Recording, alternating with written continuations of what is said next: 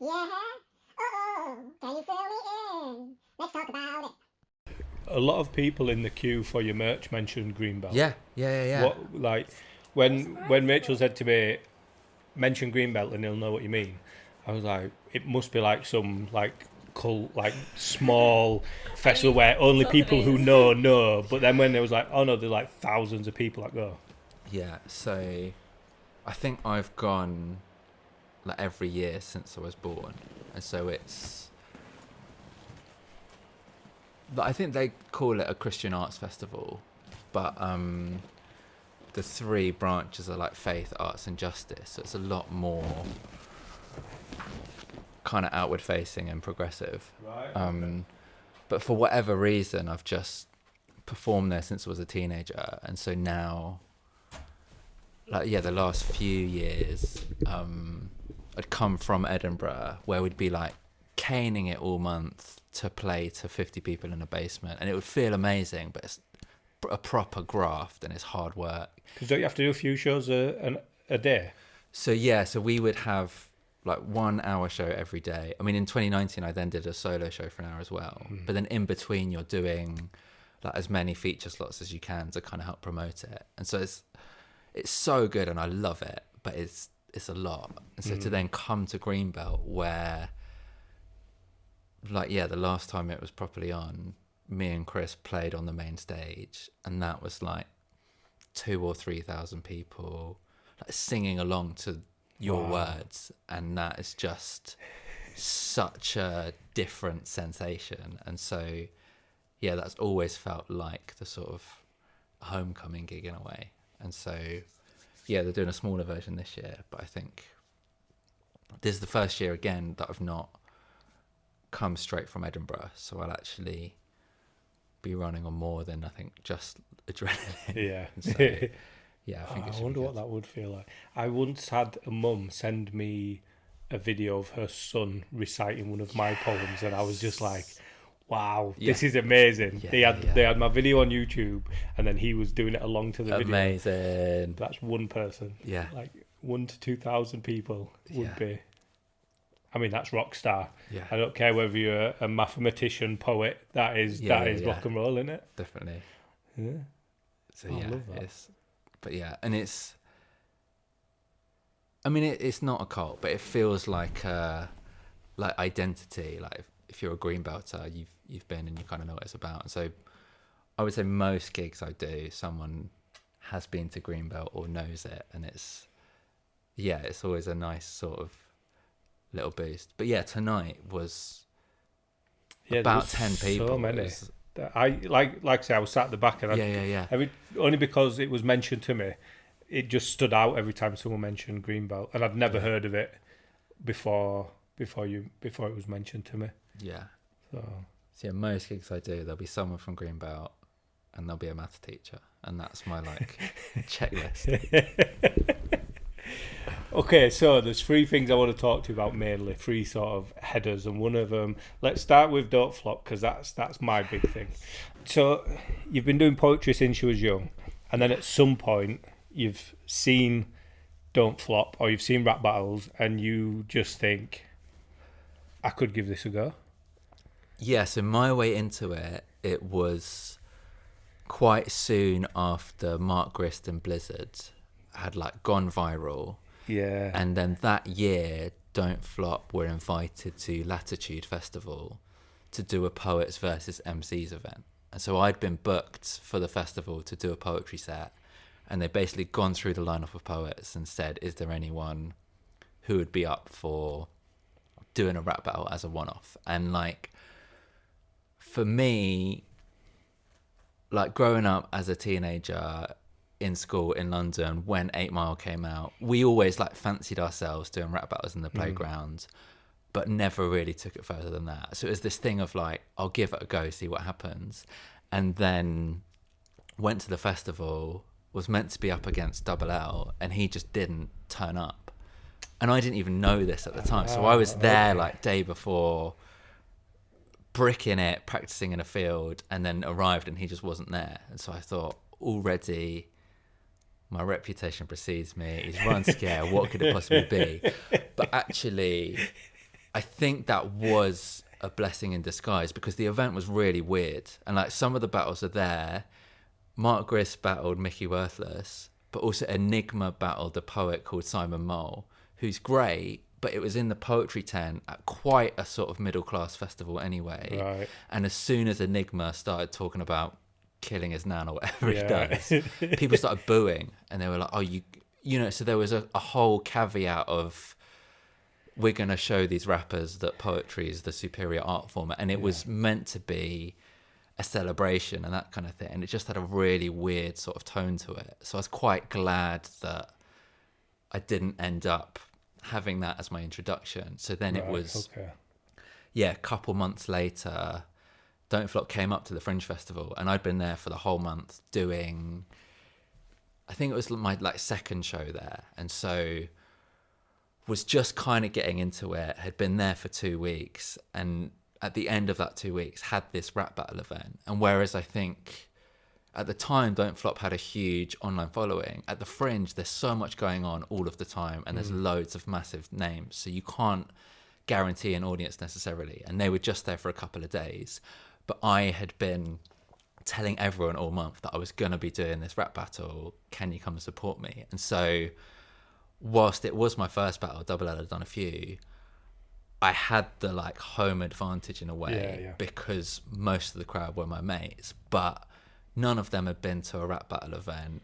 And like, again, to get them into it that day, I'd shown them just like the most extreme battles. So there was the one where it was, I think it was Chronicle versus Im, where like he's saying all this horribly offensive stuff, and someone in the crowd like shouts out, "No, there's a line, bruv, you can't say that," and it gets really tense. And so that was like my friend's reference point. So then fast forward to the battle, I'm there against Double L. I've never done it before. Like there's some stuff that I'm sort of happy with, but most of it's not great. And I'm saying things like, "Oh, Edinburgh's a long way to come," and be really shit. And my friends just lose their minds. And one of them even shouts, "No, there's a line, bro." And it's just like, it is embarrassing to watch. But in the moment, From it the felt, audience overreacting, you mean? yeah. But in the moment, it felt great. It was my first time doing Yeah, it. I was yeah. really nervous, and the crowd were on board.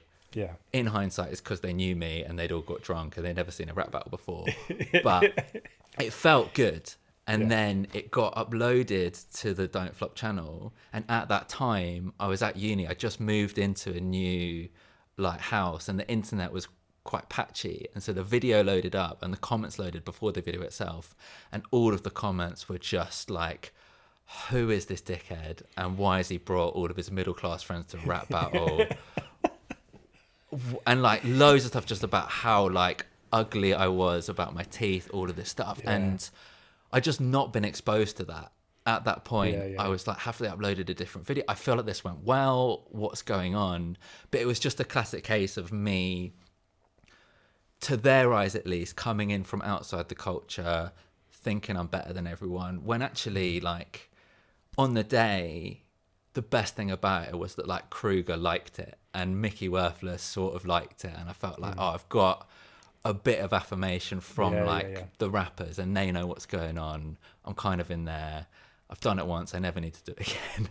And then, yeah, it came out on YouTube. Load of horrible stuff ahead. I was like, okay, this is like maybe not my world. I'm not welcome here. That's fine. So did you not plan ahead for any? Did you not think, what is he going to say about me? Yeah, but then I had this advantage that I'd never done a battle before, Right. and so he had never seen me. I had watched a couple of videos of me talking about dinosaurs. And Yeah, phone he numbers. references the dinosaurs, the numbers, but then it's more like, oh, your girlfriend, or Yeah. and it was just quite generic. Yeah, and I at the guess that's why. time, which is such a like nerdy response to it, I was like, "Oh, I didn't even have a girlfriend. Haha, I've Joke's won on you." because I'm alone." And like, but it was all of this like, abstract stuff about like my girlfriend or whatever, and I was like, "Oh, great, that doesn't mean anything." And so I got asked to do a second battle, and it was against Soweto Kinch, and I mentioned it in the battle, but he genuinely came into my school when I was in year 8, and Yeah, he did a load of like jazz stuff on the saxophone, and at the end he did a freestyle rap where he got 5 words from the audience and put them together, and I just thought it was the coolest thing ever. And at that point, I was like, this is amazing. Like, that was one of my favorite things that happened in school. It was so inspiring. And even now, that's one of the reasons I love going into schools, because I know whether or not they express it at the time, there's people who see that and it opens their eyes to that kind of thing. So I thought, amazing to like be in a room with Sawati Kinch going head to heads. That's great. I know that he's really good. We'll put on a good show together. And naively thought he also seems quite nice. And then, because my first battle, like none of it felt personal either. So I went in and he was just 3 rounds of teeth jokes, completely brutal. The whole room are on board. And it kind of felt like, because I got an easy ride in my first battle, this was actually like when I was up against it.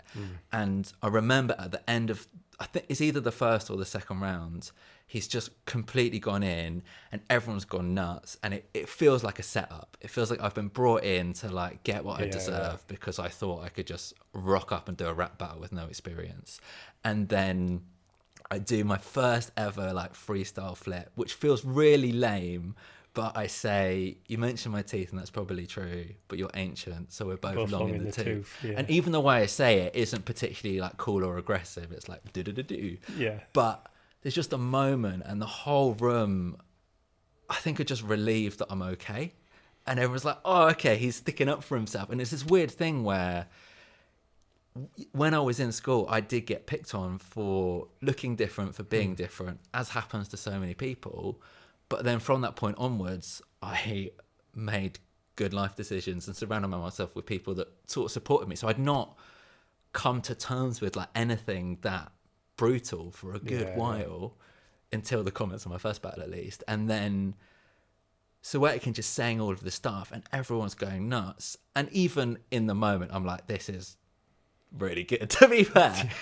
But then as soon as it's my go, everyone's back on my side. And that's this incredible thing about battling. It is weird. It's like no one really takes sides. They just enjoy what's been said, regardless where it's coming from. And I still maintain, like, I mean, like tonight I've done this gig and it was amazing, but there has never been an audience as attentive as in a rap battle, because people want to respond and they're hanging on every word. And whether it is being funny or being aggressive, that level of attention to the language and the detail, like that's for me what was addictive about it. And so even this like Sawati Kinch battle, like I lost, that was like back when they did judges' decisions as well, so like lost pretty much unanimously.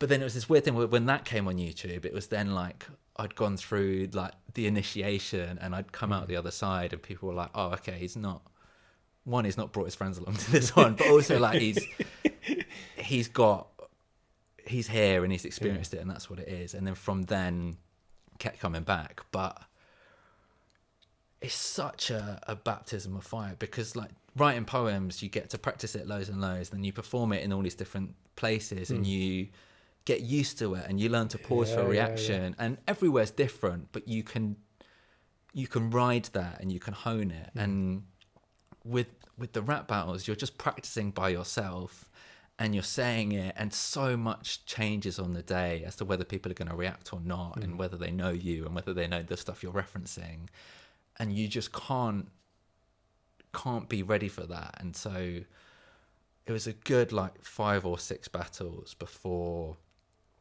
I felt comfortable, and I felt like I could have fun with it and do that, and that I could basically be me, because that was the whole thing. Like, what I love about the battles is when you start, it's an even playing field. So like one of my favorite ones to watch back is me versus O'Shea, because in all of the comments, like most people say it goes one of 2 ways based on like whose style they like more. Whereas I'm very aware on the day O'Shea smashed it in the room and definitely beat me. But before it started, it could have gone either way. And you're given that chance to sort of prove yourself and do that. But I definitely remember at the start, it was based on like whichever battler I'd watched more recently. I thought, oh, you had to be very lyrical and you had to be this way and that. And it was only, I did the video games battle with Quill. And that was one of the times I felt like, oh, okay, I can be outwardly like nerdy and funny. And there's a whole like subculture around this anyway, so people are going to get it, and Yeah. you can be intricate and you can be playful. I think the video helped because they referenced the videos into the Yeah. actual YouTube Yeah, video. yeah, so definitely. there was some that I missed, or I wouldn't know. But Yeah. and one of my favourite lines of yours is the his proposal. That was pretty lame, boy.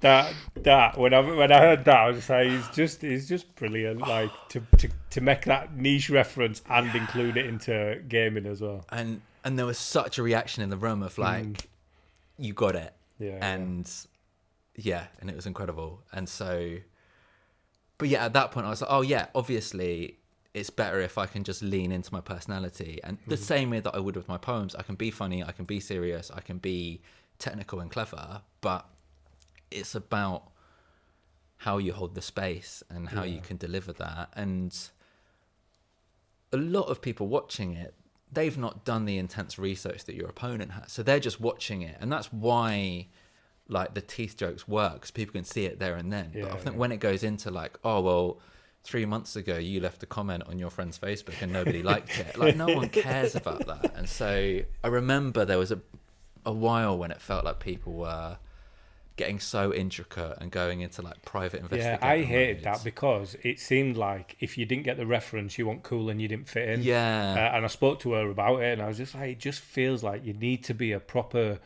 rap battle geek to even know what people are talking about. And if you're wanting to expand out to, you know, new listeners, new watchers, new fans, they're not going to get that, because then people are laughing and they're just going to feel like I'm not sure.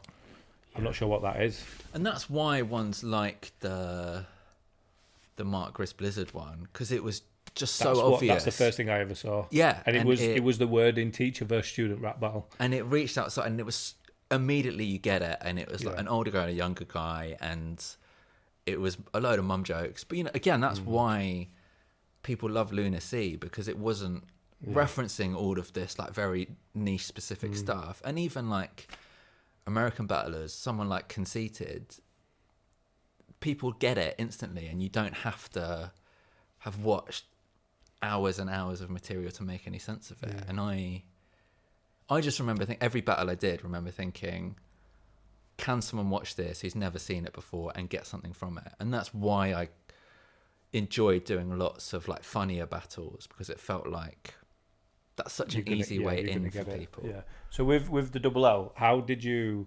So it's your first ever rap battle. How do you prepare with your writing? Like, were you worried about going in too much, or was there anything you wrote and then thought I better not? No, I mean, I think like looking back on it, there's quite early on I was trying to work out what my boundaries are and what lines I don't want to cross, but also being very aware that I didn't want to. I'm still doing a rap battle. I'm not doing a poetry slam or whatever. So I didn't want to come in and be like, oh, well, I'm not even going to swear because I don't need to, kind of thing. Like, you do need to in a rap battle. And it makes a difference. And I wanted to, like, if you're going to do it properly. But also, like,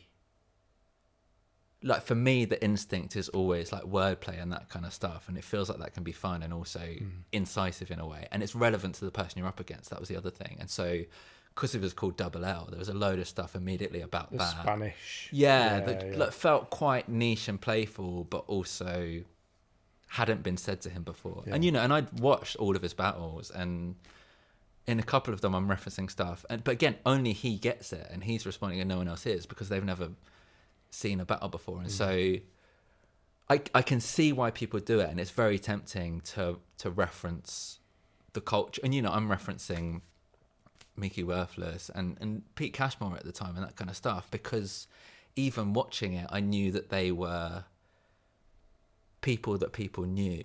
And so I kind of wanted to prove that I had at least done a bit of research and was part of it, but still wanted to have it be about the wordplay and that kind of stuff. So you do some, like, I think your first few battles were quite like poetry mode. Like, there was quite a lot of fast talking wordplay, and then that sort of seemed to not die off. It's still a part of it, but I think it's weird, because if you're a poet you appreciate it, and if you're a rapper you appreciate the speed.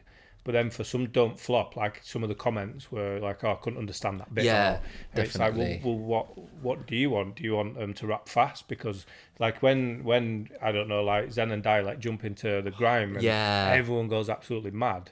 But then I don't know. It's like a weird. Oh yeah, we understand what you're doing, but maybe this isn't Yeah. the place for it. Yeah, and again, that was that thing of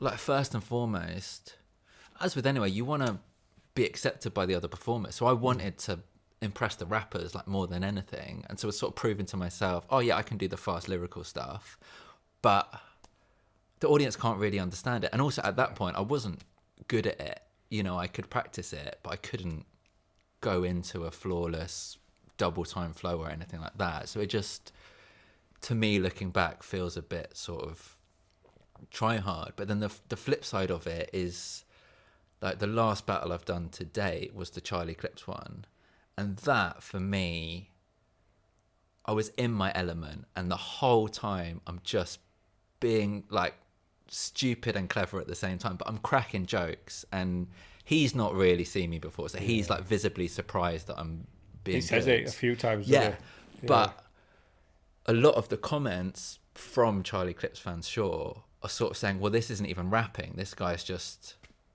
telling jokes that happen to rhyme, which I get. And that's why previously I tried to like have enough rapping in it to show that I can do that. And then you can be funny in amongst it. And that's why I've always admired like the on beat battles, especially Press One, because he can have a flow and build in the gaps for reaction and that kind of stuff. And I learnt a lot of that, which later helped with the Harry and Chris stuff, because suddenly it's about rapping and being funny at the same time. And when you're doing a poem, you can stop and you can have a moment to reflect, or you can ride the laughter or whatever it is. But to be able to go with the crowd's energy when you don't know what it's And going then to be continue again after. was such a skill that I learnt from other performers and seeing that rap battle scene. And yeah, still completely admire and trying to emulate. How did that phone call go when you was asked to go against Charlie Clips?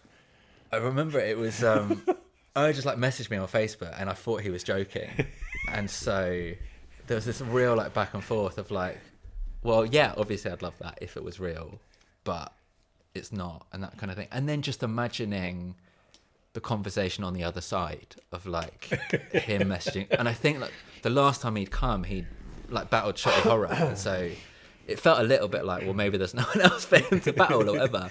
But again, it was that act of faith in me that I could hold my own in that space. And yeah, for all the other stuff that was going on at the time, like I had such a positive experience at that event. And That's probably the most comfortable and confident rap battle of yours I've seen. Yeah, and it might be definitely. because it was the last one, but I thought something like that would add nerves. Like it would add that, but there's little bits, you know, in between the performing where he says something and you're like, oh, we'll talk about it in the spelling bee. You know, just the bits where you Yeah. just think, if you were nervous, you wouldn't be able to jump out of Britain's Yeah. into something like that and then jump straight back in because Yeah. you'd be overthinking everything. definitely. But it did create one of the best rebuttals I've ever heard. But the thing is, when everyone was like, "Say it again," he couldn't even really remember what it was that he said. But also, I felt so bad because, like, so Vanessa, like Shonda Rhimes, she went as, but I'd spoken to her quite a lot because there were hardly any women battling anyway, and there weren't many poets, but there was this event, and like her poetry is amazing, but it doesn't even rhyme, and she was very aware of this. She was like, I'm not a natural, like I don't do multis, I don't know how to do that. And she's an incredible writer, so was able to adapt. And I was there saying like, honestly, it's brutal, but sort of, if you stick with it, people will come to accept you, and it feels worth it, and it's a challenge, and I think you'll be great, because personality wise, she is incredible at it. And I just thought, my first battle, I had such a rough time of it. What the hell is like she gonna go through? And then she did her first battle against Blizzard, and just from day one, everyone thought she was amazing and loved it, and it was so refreshing to see. And I was like, oh, well, you've bypassed like the horrible bit. You're just smashing rap battling, having never done it before. Clearly it was just me being shit, and that's why people abuse me. So I was like, oh, you've done this. And then, so in my head, it was like this fun thing to do because Charlie Clips had brought on all of his boys, and I was going to assemble the lamest crew possible. And it was like, initially it was just going to be me and Rob Wilson, and I thought that was so funny. And then like Vanessa was there as well, and I was like, do you want to do this? That would be great. And so it just, I still regret it, because the time when she got completely like objectified, but also like didn't have a chance to respond. And like if it was in a battle with her, she would have absolutely owned it and done that. But what I'd essentially done was just set her up for, and like at that point I felt like I had the like momentum in the room, and I'd done this and it was funny. And then he completely like does this rebuttal, and it just, everyone loses their minds. And I You could see it in your face. Yeah, and I was just like, oh, I'm really sad that that's happened there and then. And It's the power of rebuttals, though. Like, you can have such a good scheme, and then someone can just go, yeah, but what about this? Yeah. And then it's like, all that. Was it Pamphlet who said something about your teeth looking like clouds? And Yeah, he was yeah, like, yeah. But I'm making it rain. And then everyone's like, oh, well, we forgot what he said now, Yeah. because that was better. And I love that about it. And Yeah. so, but then in that moment, I was like, oh, well, can I like rebuttal the rebuttal to make this then better? And I was like, I just need to like get through this. Yeah. And yeah, like she was fine about it, but I was just sort of a bit annoyed it that was I'd like horrendous. engineered that situation. And in that, you reference spelling all the way through, all for the big drop at the end about dessert and desert. And the first time I watched it, it was a bit like, okay, this spelling bee's like he's really keen to do this spelling thing. And then at the end, I was like, oh, that's absolutely genius. It's all built up to this point. Yeah, but that was the other thing. Like, genuinely, I loved watching Charlie Clips, especially because he had come to the UK a few times and he got it. And there's a point when he battles O'Shea and he just starts doing nonsense rhymes and everyone goes nuts for it. And he's like, oh, this is what the UK is. Everyone's just an idiot and doesn't like me doing gun bars. But it's that weird thing watching someone else perform and knowing that however different it may seem, me and Charlie Clips have a similar writing process. I can see it when he's up against his opponents. There's always a bit where he's basing it off their name and he's doing this like intricate wordplay thing and then putting loads of importance on it. And I'm thinking I would have thought of the same thing in that situation. Oh, wow. And so that is like an amazing thing to sort of realize. But the only reason why I knew about the spelling thing was because I like have this, it's not even a poem, I've got this like version of like one of Ed Sheeran's songs where there's a line in it where I say spell desserts backwards and you got me stressed. So like I just know that to be a fact. So then he's doing his thing and he's doing this backward spelling and it's like, yeah, I can't remember, like, yeah, stress backwards, and then I've got these like desert eagles or whatever, and I'm just like, oh, he's spelt it wrong. And I just found it so funny that that's what I would pick it up, and that idea. And again, it's that moment where he knows what's coming before anyone else does. And afterwards, he said to me like he was aware of that and thought he'd got away with it. And so it's that amazing like camaraderie. And even the Soweto Kinch battle, he had just essentially ruined my life, and then he whispered to me afterwards, like I had to go for that angle because I thought I couldn't match you lyrically. And I don't think that's true, but it was that like almost that's a kindness of compliment it. in Yeah, itself, exactly. And yeah, and it was a similar thing like when I battled Big J, he was one of the only people I'd not met before I'd battled him. Because the other thing with like rap battle scene, everyone's completely lovely once you like are in it and get to know people. And so I could never be convincingly aggressive in my battles. But Big J was the only one where I think he'd just done the like Toucan battle, and I genuinely like before I went into it, I didn't like him. I thought he was just like a bit of a dick. Yeah. And so then I'd convinced myself that like this is one of the only battles I'm going to go in on my opponent because He deserves I'm it. doing it for justice. You know, I'm fighting for the little guy against this like big bully who probably reminds me of somebody bullied me when I was like, there's Yeah. whatever it is behind it. And then did this, and that was the first one where I had a room on side. But essentially, I was doing what Sir Watkins did to me. I even like reworked his line about 90% teeth jokes to be 90% fat jokes. And so I was just like abusing a guy's appearance for 3 rounds straight. And Grace, who is now my wife, like we were just at uni together, and she like was doing a term abroad, and she like wrote me a postcard being like, that poor guy, what were you doing? And I was like, what do you mean? I'm the good guy here. I'm like sticking up against like, and sure enough, like after the battle, like hung out with Big J, and he's completely lovely. Oh, really? And so I was like, I've just so that I could have an actual like battle moment of like laying into someone.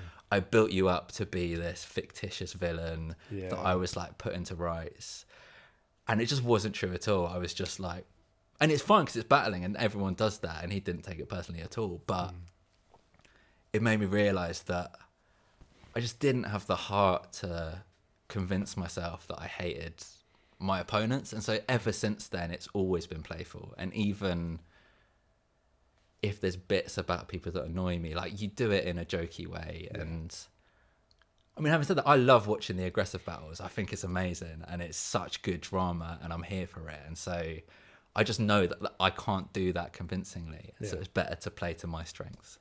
Which has been your favourite battle out of all of them? Of the ones I've the one I think that is the best battle, start to finish, is me and Matter. And it was a shame because it was a week before the birthday event, and I couldn't make that weekend, and so they had a like pre-party in Leeds.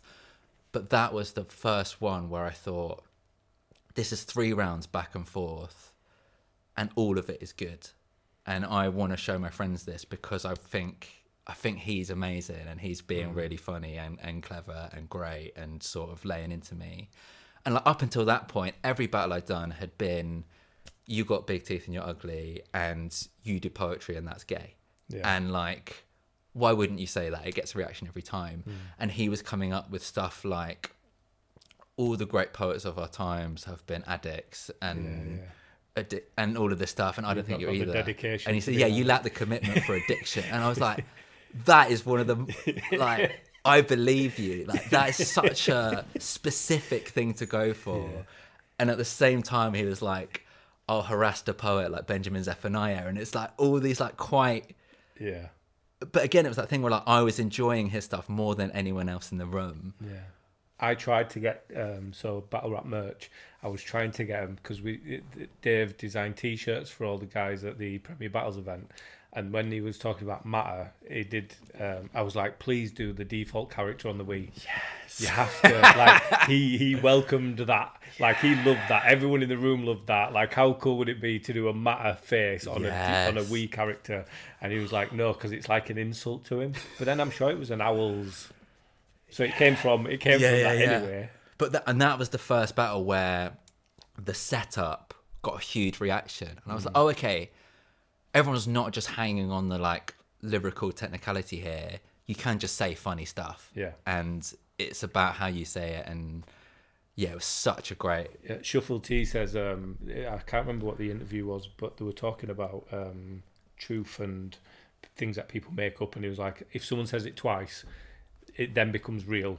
You know, like Yunan's mum, all that sort of stuff. And then everyone picked up on the owl thing, and they sort of run with that. Because that was a gift. I was the next battle, and so I had this golden opportunity where they'd just done all of the owl stuff, and it was so fresh, and I got to do a whole. That wasn't even my idea. I just got to repeat a whole round of owl jokes, and it was amazing. And it was but it was just that moment in time.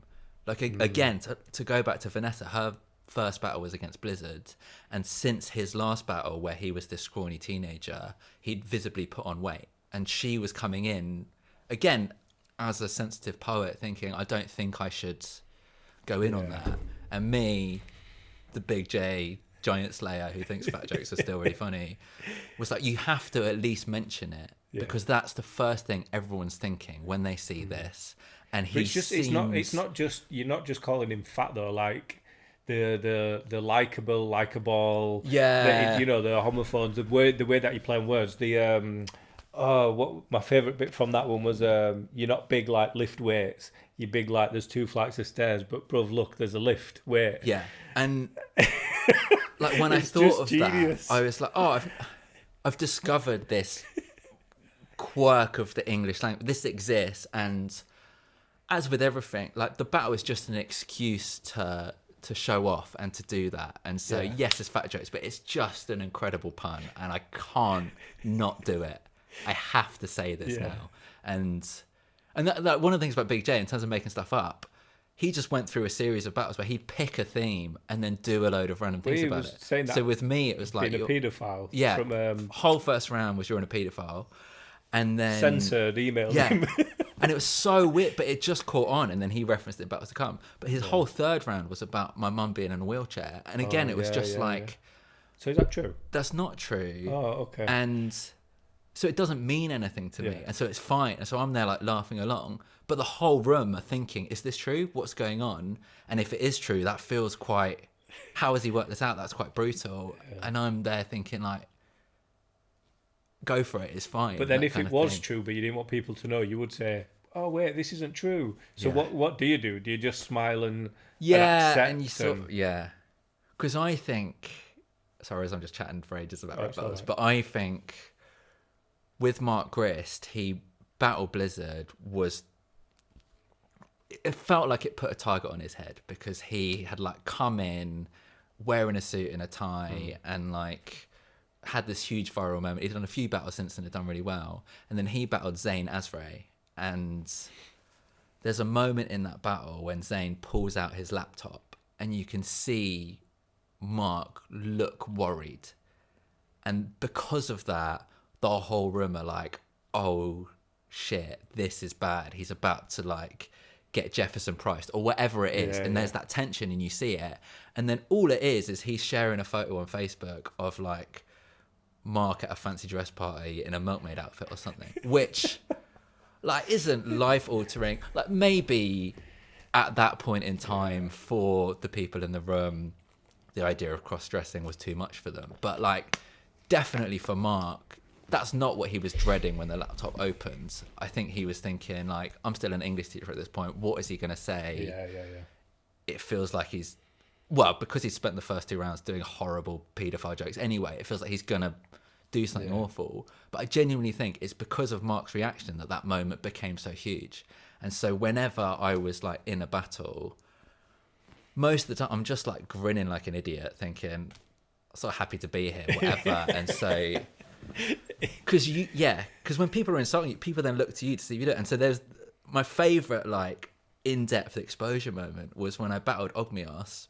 First time round we did a grind battle, it was going to be incredible, and Yeah. then the sound was just so awful you can't really sit through it. But we did this rematch that again was this small room battle, and I think it was 1 round grind, 1 hip hop, and then 1 just like a cappella. And So Ogmios was that a repeat? So had you already done the bars to each other? no, so the grime round we'd both done, Right. Okay. but also both kind of remixed a bit, Yeah. and then the other stuff was completely new. All right. And Ogmios is the master of obscure facts, but it's so obscure that he knows no one's going to get it. So there's like, when he battles Most Prob, he says, this net spit's deadly, like your grandpa's middle name is Leslie. And Most Prob is just in bits because he's like, well, yeah, that's true. How did you know it? And so he kind of prides himself on it. But against me, he had like found my dad's blog and had found like, to mention Greenbelt Festival, you know, growing up in the kind of church world, he'd found pictures of me at a like an alternative worship service, which is basically like a Sunday night youth group where they've got Jenga, they've got beanbags, it's a place to go and hang out. But he'd like turned it into this whole thing The cult. of like bad news is you were raised in a cult, mum's in the kitchen praying for toast, dad's out back slaying a goat, nan's in the basement making a whatever. And it's incredible, but I'm the only one who knows like what he's referencing. And then it's my favorite line ever said against me. He then goes, I've brought 4 mad goons to attack you, you've brought John, Luke, Mark and Matthew. And it's amazing and it's so good. And it's so neat. And like, no one has mentioned any of that stuff. But again, in that moment, I'm like, well, I'm not embarrassed that I've been outed because I know all of the stuff about myself. That's absolutely fine. But it's still fucking funny. And everyone's on board. And there's a friend of mine in the audience who went to like the same church growing up. So he is crying with laughter that for some reason this has been brought up. And so it's amazing. But again, people are looking to me to be like, is this true? What's going on? And because I'm not like going bright red and embarrassed about it, it's then funny and everyone's in on it. And I think, like I talk about this a bit on stage, like genuinely in terms of me becoming more comfortable in myself, it's partly because I was doing battles since I was in uni and working out who I was, but it was such a learning curve of holding your own in a space that feels antagonistic and sticking with something and being accepted and getting better at it and wanting to improve and having your whole journey documented. You know, every single battle is on camera, and I watch back the old battles and it's so cringy to me because I'm trying too hard and I'm speaking too fast and half of it doesn't make sense. And so it's only, you know, the fact that I was able to like battle Charlie Clips and just be comfortable and do that. I love that that's on record and that's still there. Yeah. And it kind of was this perfect moment of closure, I think. Closure as in it's something you're never going to do again? I think just because of the timing of it, and because then Don't Flop like stopped for ages, and there were all of these, you know, like amazing stuff going on, like Premier Battles and these like smaller leagues happening. But at the time, when I had a battle, it would take up a few months of like my creative energy at least, and then I'd be nervous, and then I'd be practicing to be as good as possible. And looking back on it, in those like 3-4 years, I basically didn't write many poems at all, because given the choice between coming up with this new original idea or having a battle where it's just being playful the whole time, you have like the concept already, and it's so rewarding and it's so addictive. And so, yeah, for ages, it just felt like a fun thing to do. And then I think because there then wasn't necessarily a guaranteed audience for it or whatever, it didn't feel worth the months of preparation, because I was really disheartened when I did the Grime battle and it didn't come out well, because I'd spent ages on it. And similarly, to have done the Charlie Clips battle and the fact that it took a year for it to come out, and when it did come out it wasn't fully edited, it was just covered over the watermark, it felt like that was a bit of a missed opportunity as well. And so I realized, I'm not in control of how this goes. And so I've put so much in. I've reached this moment that feels amazing. And so many battlers in between then and now have retired and come back about 4 times. I've never retired because it's not a job.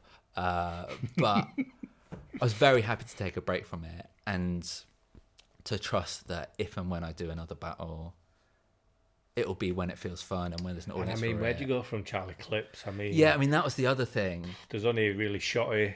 If he's willing to come back for you, I mean, that'd be worth you. But also, I genuinely think there was a while at least when a lot of people wanted to battle me because A, there was a lot of material to go on, but B, you said that in the battle, didn't you? Yeah, You could like with understand. Pamphlet, I knew that was what he wanted. Yeah. But B, I'm fun, and I will like not go in on their like past life or whatever. But it's a good back and forth, and you can put on a show together. It feels like a collaborative thing. But I think, after Charlie Clips, there just wasn't an obvious place. And there's been a few moments since when like stuff's been suggested, but it doesn't quite feel right yet. Because also, if I'm going to do another battle, I'm going to have to watch a load more and get back into it and that kind of thing. And there was points where, especially after certain battles, where I just go to sleep thinking of insults. And there were a few times when it was like me and Shuffle T were almost going to battle, and it got suggested. I would loads. like to see something like that. But it just meant that, and like he's like a good mate of mine. I think he's amazing. But in these moments when it was possibly going to happen, anything he was doing, I was looking at through the lens of like, how can I flip this to How can call I you a insult dickhead? him? Yeah. And I was like, I don't think that's how I want to like experience my mate's life. Because even like, it wouldn't be a intense tell your life about battle, but it was trying to find things to make fun of someone about. And so I think Yeah. when there was nothing like concrete in the diary, it just didn't feel worth. Because you did do the 2-on-2, didn't you? Yeah. Against him and Marlowe. But even that I wasn't desperate to do, but it was because it was for this poetry event. And I think Yeah. for Crafty at the time, he really wanted to do it. And so, So even things like I wrote to like, I suppose you'd call it an audition for a, and I went to Manchester to watch my first ever event. I can't remember what year it was, but when I got there, Danny Jack was there, and I was talking to him, and he was like, are you not in the forum? Have you not heard what's been going on? And I'd just come at the end of everything. okay, yeah. And then it never happened. But I'm glad, because I wouldn't have time to write, prep, learn, and then throw away, because that's literally what it is. Yeah. But whenever I hear things, I always, like, in my head, I'd be over prepared for either rebuttals or I'm not going to say that because. And when you was talking about have you ever been to the Edinburgh Fringe? When was the last time you saw Edinburgh Fringe? I was just like, straight away they're going to say Ginger. It's got to be. That's got to be what they come back with, and they did. And it, like, I don't know. I always try and think. And I don't know if it's from my job. I don't know if it's from work. Yeah. I don't know if it's from we have to go and do proposal meetings, and it's always like, right, if I say this, what is it likely going to be that they're going to say back, and then I need to know what I'm then going to say from that. So you sort of either plotting rebuttals while you're writing, or Yeah. you're taking bits out because you know there's a good rebuttal already there. Even like what name would you use? You know, would you like Phil, or would I do it backwards and it'd be lip, but then it'd be like, oh, split lip, bust lip, Yeah. you know, don't run your lips. There's all this, and this was all the stuff that was going through my head before I'd even wrote like an audition on. Yeah. But I had that, like, there was a few battles where it became apparent that everyone was just going to, like, insult my teeth. And so like, the Soweto Kinch one was a genuine, like, of the moment thing. But from then I was like, oh, I need to have stuff ready in case that happens.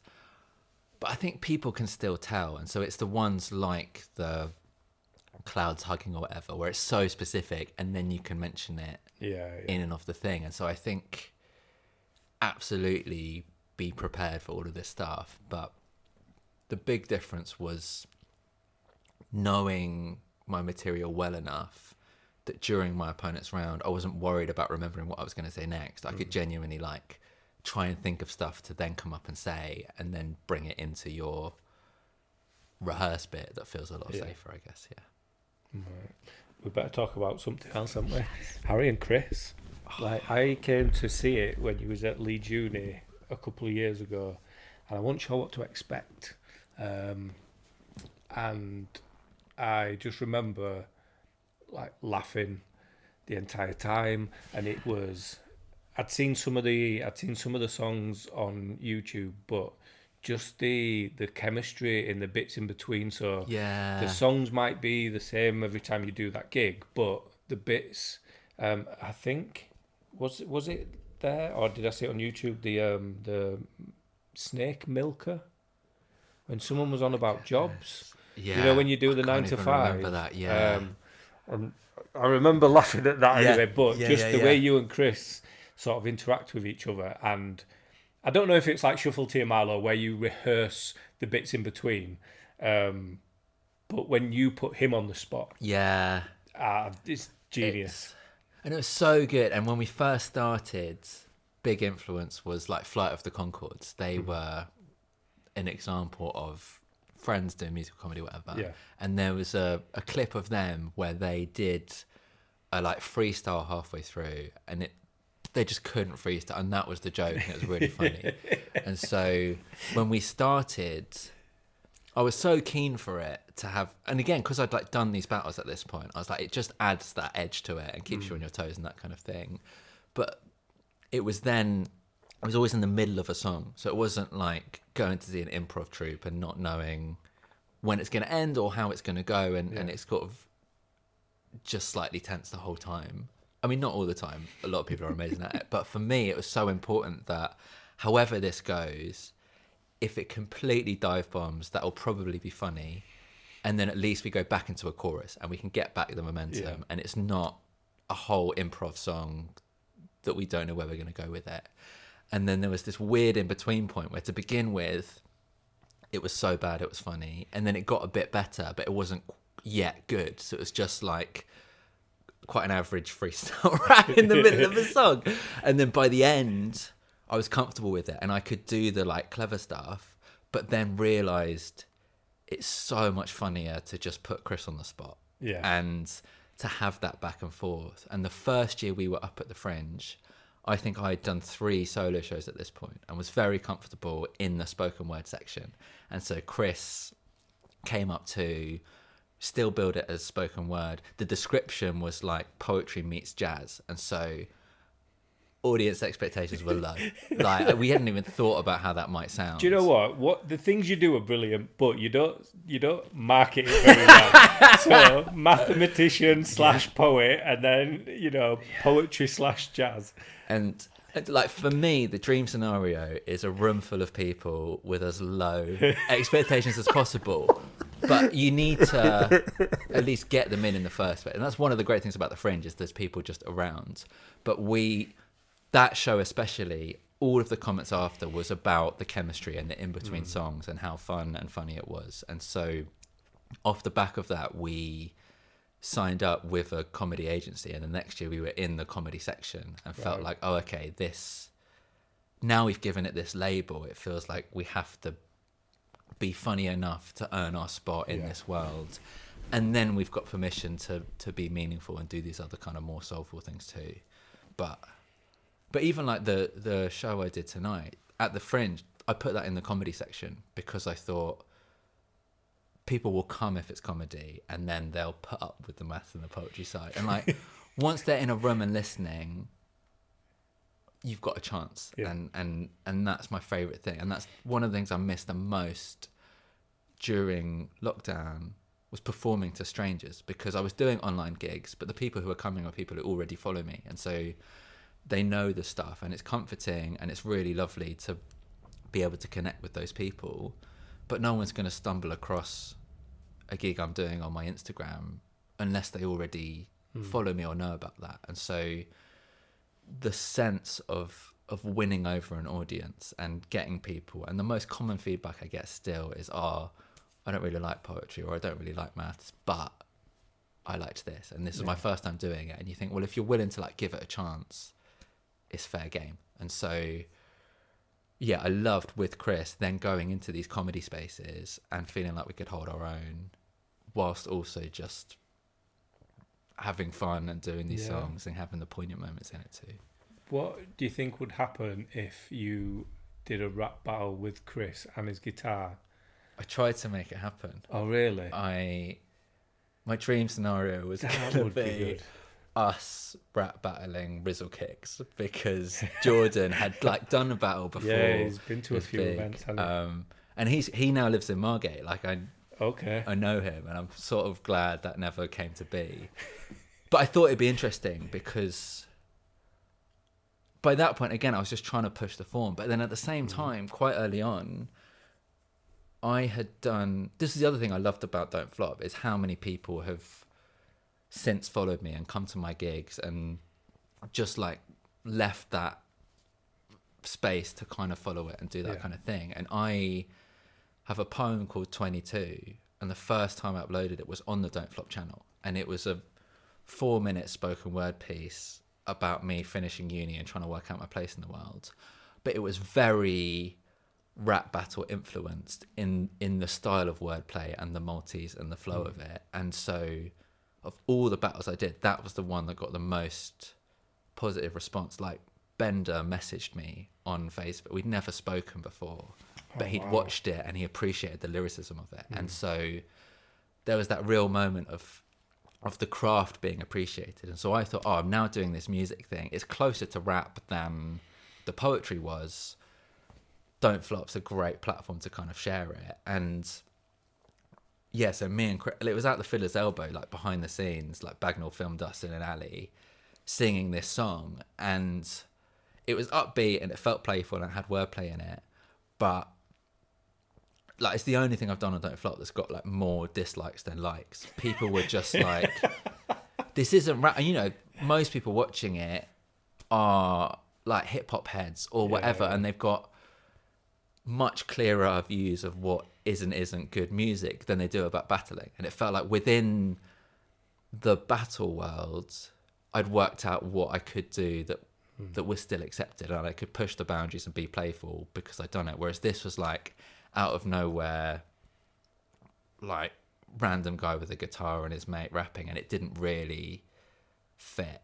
And Yeah. so I then wonder if we tried to do that in a battle context, how well it would have gone. But also there wasn't an obvious opponent. I think that was the other thing as well, was it would have been cool to do 2-on-2. Do you think you'd need somebody with a similar, like another guitar playing?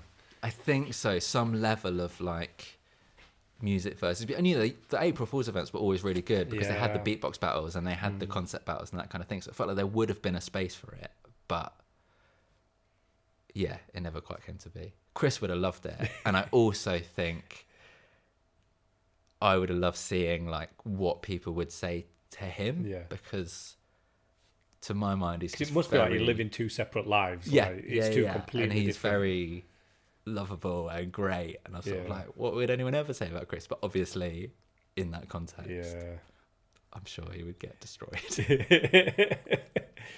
Yeah, it would be worrying. Like if you introduce somebody into it, I guess it's the whole Shonda Rhimes thing. Yeah. You know, you bring them on board and then something terrible happens, and you feel really responsible. So, how long have you been writing poetry? That's obviously the first thing you started doing. Yeah, so first like spoken word poem I did, I think I must have been 16, 17. And so I've got poems I wrote when I was, I think 13 is the earliest one. And even at that point, I loved music, especially rap music, the lyricism, the playfulness with language. But I would only ever write stuff like for homework or if I was asked to. And Yeah. I would love it and I put so much into it, but it just didn't cross my mind that you would do that for fun in your spare time. Yeah, And that's so it was the same for me. I just used to write abusive poems in my sister's birthday card. That's literally yeah, it. it's an outlet, it's an Yeah. excuse. And it was through music. So at the time, like most of my friends were in bands and I couldn't sing, couldn't play an instrument. So I would write lyrics and then I would rap them. But all my friends played guitar. So like the closest it came to was more of a like Linkin Park style, which was huge at the time. And then I wrote the Scientist and the Bumblebee, which I still perform with Chris because when we were teenagers, we did that together and it was written. Oh, so you've known Chris for Yeah, a long yeah, time. so we went to I school thought this together. was a new relationship. No. So Oh, we'd okay. always had that kind of back and forth. Yeah. But then, yeah, at the Fringe, that was the first time we'd done a whole hour together and purposefully like presented this united front rather than me jumping up at his music gigs and doing one track or him Yeah. jumping up at a poetry gig and providing some music for one poem. And so, but yeah, so it was kind of through, yeah, year 9, year 10, that kind of thing. And it was a maths teacher. He didn't even teach me, but he saw me like rapping in the school cafe and he like invited me to his classroom after school and just gave me, essentially he burned his whole like hip hop collection. And that was the time when you would like upload stuff onto iTunes and it would tell you how long it was, and it like went past hours and it was just like in days. And so it was like, here is 5 days worth of music. Gee. And it was incredible. But it was that thing and that influence that someone has when they take an interest in you and push you. And I thought, oh, this is amazing. I want to do this more. But like when I started performing, I'd spent so long writing the stuff and trying to make it as good as possible. And even at that point, I was proud of it. I knew that I'd worked hard on it and it felt good and I wanted to share it. But I didn't want to be up on stage in front of people. So it was this weird tension where I would go up, I'd have learnt it, but I'd just read it as quickly as possible, not want people to look at me, and then like run off stage. Yeah. And as soon as I was off, I'd think, oh, I wish I'd enjoyed that more because actually And this is what I try and tell people now when I'm doing workshops. Like, when you're performing your poem, that's your chance to share it with people. You want to give them the best possible chance to hear it. So whether or not you're comfortable in that space, if you can like take a breath, take your time, and at least be audible, Yeah. then it's up to people what they make of it. You don't need to apologize for it beforehand or say this isn't funny or this is a bit crap. Like, let people make their own Yeah, I decision. hate when people do that. They make their excuse before they go on. It's what I got told. The first thing I ever did was a workshop, and you spend like a couple of hours with an actual poet, and then you get a little slot in the evening. And I was told no matter how slow I go, it won't be slow enough. I'll still be rushing. Yeah. And it wasn't. I think there's sort of 3 stages to performing. So I've got it down on paper and I'm going to read it Yeah. loud. And then I've sort of got it in my head and I'm going to spend more of my time trying to remember the words rather than performing. Yeah, and then the final bit is, it's in my head, I'm going to smash it. I know this bit where I do that thing with my hand. There's that bit where I pause. There's that bit where I go a bit faster. And it's then about the performance once you've... When it's like, it's not just in your head, it's in your bones. And you know it. And I would still now rather read a poem off a piece of paper than be performing it with my eyes at the back of my skull trying to remember it. And there's always that in-between bit when you have to like do it for the first time by memory, and it's nerve-wracking. But for me, it was always worth learning it so that I could be waving my hands around, could be making eye contact, could learn how to perform it in the best way. And again, like, performing a poem doesn't always mean it has to be huge, it has to be these massive gestures. Like, some performances are incredible because they're small and they're tender and they're gentle, but it's about sharing your words with people. The whole point of writing spoken word is it's going to be spoken. And I think there are so many incredible poets who don't enjoy performing, and that's absolutely fine, and their stuff works on the page and it's amazing. But for me, it's always been written with that moment of connection in mind, of performing it to people and hoping they get from it what you intend. Yeah. See, I've never been interested in writing a book because I'd feel like a hypocrite. So I went through 10 years of addiction and my head works at 100 mile an hour. So when I first started doing the bit without the words, I'd forget my words all the time because my head would be, you need to look over there, there's people there, don't forget, you need to, and I'd forget my words because I'd be too busy thinking about the sort of actions that go with it. So I had to learn to, I put earphones on now with like Dre 2001 or some old school like Wu-Tang Clan or whatever it is, and the music's loud, and what I do is I recite the poem with all this going on in my head, and then once I can do that, I know that all I need is the first line. And then I don't need to think about that anymore because it's just going to happen. And if it don't, I've done everything I can. There's nothing left I can do, so I'm just going to let my mouth do what it needs to do. But yeah, I nearly quit because it would literally be, I'd have the paper in my hand, but I wouldn't even need to look at it. It was like the comfort of having it there. Definitely. And then as soon as it's not there, my head would just go off. It's terrible. And it's terrifying. Completely. And you put so much pressure on that feeling of, oh, if I forget my words, it's going to be the worst thing in the world. But everyone at that event has either paid to see you, or they've come to support you, or they're a fan of spoken word or poetry, and they just want you to do well. So while you're like, oh, it's going to be horrendous, they're all just like clapping, like, come on, you can get this, you can do it, and they're like willing you on to do it. Which again is the big difference with the rap battle, where if you forget your words, it is the worst thing ever. And choking is absolute no-no. And so, but I remember having that same thing when I was trying to remember battles. It wasn't enough to just like know it in my bedroom with no distractions. It was thinking, can I keep going if I do a massive punchline and no one reacts? And that's the number one point when people choke, is because it's gone differently to how you've imagined it in your head. So it was that thing of, knowing it enough to at least be able to do it. Yeah, and I think nerve-wise, like, I got to a point where I stopped feeling nervous. Like I through work, I'll do a talk on a stage to between like 500 to 1,000 people, and I don't feel nervous because I don't plan what I'm going to say. I don't have a script to remember. I know that I'm going to have to talk about my past, my work, and my company, and that's it. I can do that easily. I don't Yeah. need to plan. But as soon as there's a script, as soon as there's a chance where I can, even though the people I'm talking to don't know what I'm about to say, Yeah, it just adds this like layer of pressure. definitely. It's horrendous. But yeah, it's that thing of remembering, like, the audience, they want you to do well. Yeah. Even in a battle, like, if you start to forget your words and then you bring it back. I went through like a couple battles where I would basically recover from a choke just The about. one where you shout to Quill, was that genuinely? Did you forget? Yeah, but I knew that was quite a last minute battle, and so I knew I didn't really know my stuff, and so I said to him outside, "I've got a feeling this might go wrong. Will you be like on hand just in case?" And he said yes. And then when I do it, there's a moment where I shout out and he doesn't respond, and I'm like, "Oh, for fuck's sake, he's gone."